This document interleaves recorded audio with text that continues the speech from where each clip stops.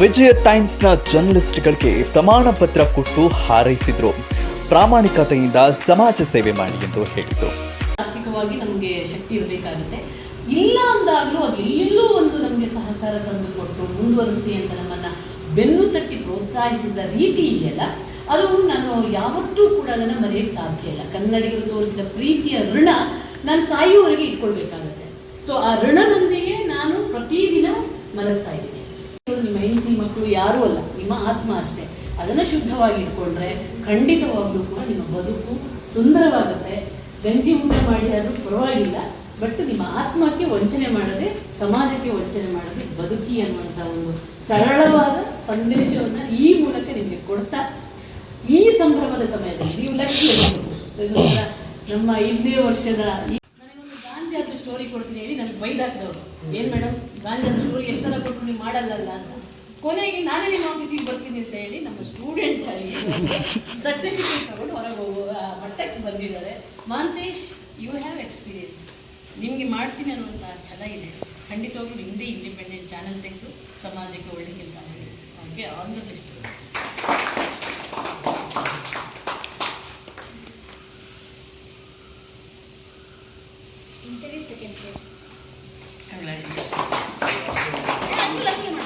ಐದನೇ ವರ್ಷದ ಸಂಭ್ರಮದಲ್ಲಿ ಗುರುಗಳಾದಂಥ ವಿಜಯಲಕ್ಷ್ಮಿ ಮೇಡಮ್ ಅವರು ಪ್ರಾಮಾಣಿಕತೆಯಿಂದ ಸಮಾಜ ಸೇವೆ ಮಾಡಿ, ನಾನು ಸಹ ಮಾಧ್ಯಮದಲ್ಲಿ ಇರುವವರೆಗೂ ಪ್ರಾಮಾಣಿಕತೆಯಿಂದ ಸಮಾಜ ಸೇವೆ ಮಾಡ್ತೇನೆ ಎಂದು ಭರವಸೆ ನೀಡಿ ಹೊಸ ಜರ್ನಲಿಸ್ಟ್ಗಳಿಗೆ ಧೈರ್ಯ ತುಂಬಿ ಶುಭ ಹಾರೈಸಿದರು.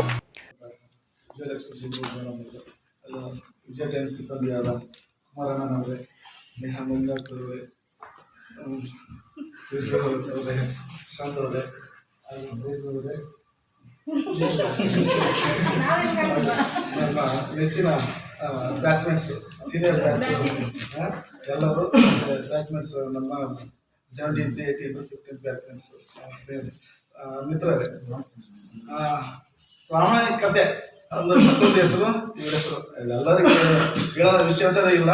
ನಾವಿಲ್ಲಿ ಹೇಳೋ ಒಂದು ಸಂದರ್ಭ ಬಂದಿದೆ, ಅದು ಹೇಳಲೇಬೇಕಾಗುತ್ತೆ.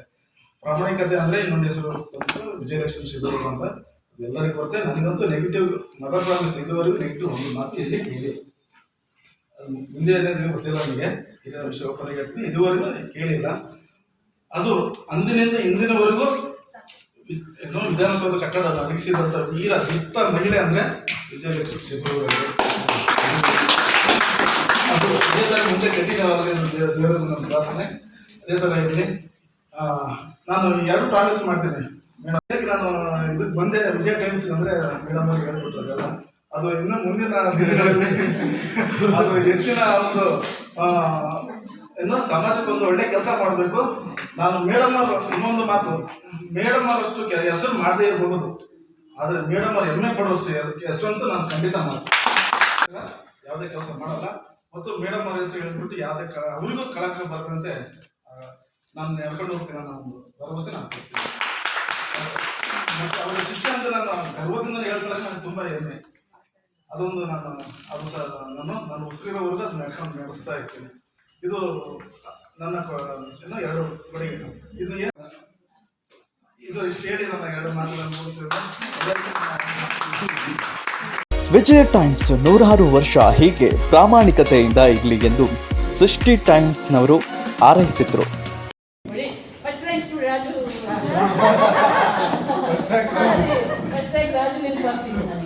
ಬಹಳ ನನಗೆ ಇನ್ನೊಂದೇನು, ಈ ವಯಸ್ಸಲ್ಲಿ ಯಾವುದನ್ನು ಕೋರ್ಸ್ ಮಾಡೋದು ಅಷ್ಟು ಸುಲಭ ಅಲ್ಲ. ಬನ್ನಿ ಕಡೆ ಏನೋ ನಾನು LLB ಮಾಡಿದಾಗ ನಮ್ದೆಲ್ಲ ಓದಿನ ಎಲ್ಲ ಮುಗಿದ ಮೇಲೆ ಆ ಪಾಠ ಓದೋದು, ಆ ಕಾನ್ಸಂಟ್ರೇಷನ್ ಮಾಡೋದು, ಮತ್ತೆ ಕ್ಲಾಸಿಗೆ ಬರಬೇಕಲ್ಲ. ಬಟ್ ಅವರು ಅದನ್ನ ಶಿಸ್ತನ್ನು ನಾನು ನಿಮ್ಮಿಂದ ಕಲಿತೆ. ಇನ್ನೊಂದು ಮೇಡಮ್ ನಾನು ಹೇಳಿದ್ರೆ 2019-20 ಟ್ರೈ ಮಾಡ್ತೀನಿ.